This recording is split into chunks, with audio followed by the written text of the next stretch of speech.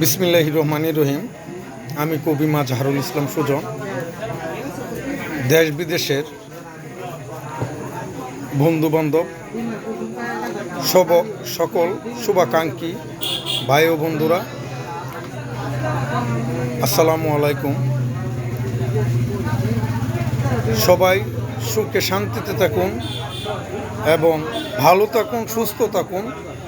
সবার পরিবারে ঈদের আনন্দ আসুক এই কামনা করি এবং আমরাও যেন আপনাদের দোয়ায় ভালো থাকতে পারি এবং পবিত্র ঈদুল আজহার নামাজ আদায় করে সঠিকভাবে সুন্দরভাবে কুরবানি দিতে পারি, এই আশা প্রত্যাশা রেখে সবাইকে আবারও ঈদের শুভেচ্ছা ও অভিনন্দন জানিয়ে ঈদ মুবারক।